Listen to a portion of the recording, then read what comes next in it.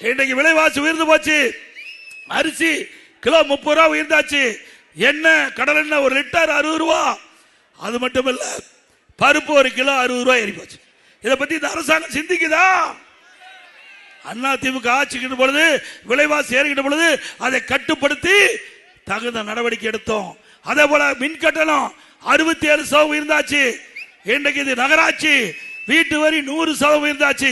கடைக்கு 150% உயர்ந்தாச்சு. ஆண்டுக்கு 6% கூடுதலா வசூல் பண்ணுவாங்க. குடிநீர் வரி உயர்ந்தாச்சு. குப்பைக்கு வரி போட்டாச்சு. இப்படி வரி மேல் வரி போட்டு மக்கள் வாழ முடியாத ஒரு சூழ்நிலை இருக்கின்ற ஆட்சி தேவையா? அதோட இன்னைக்கு திமுக ஆட்சியில் பல திட்டத்தை அறிவிச்சாங்க. 2021 ஆண்டு திமுக தேர்தல் அறிக்கையில் இன்றைய முதலமைச்சர் அன்னைக்கு எதிர்க்கட்சி தலைவராக இருந்தார்.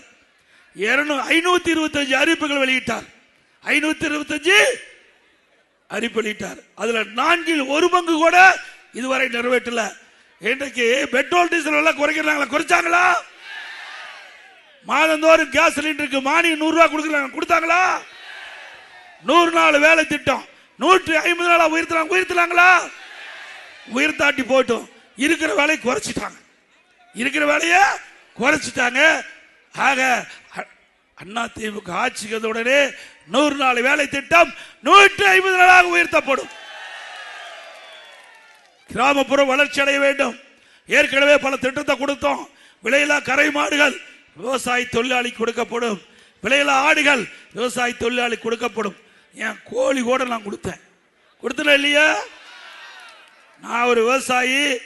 இன்றைக்கு விவசாயத்தில் பொருளாதார வளர்ச்சி அடைய வேண்டும் என்றால் அற்புதமான கலப்பின கறவை பசுகள் விவசாயிக்கு விலையில்லாம கொடுக்கப்படும். விவசாய தொழிலாளி கொடுக்கப்படும். நல்லாட்சினா எடப்பாடியார் தான். வாக்களிப்பீர் இரட்டை இலைக்கே.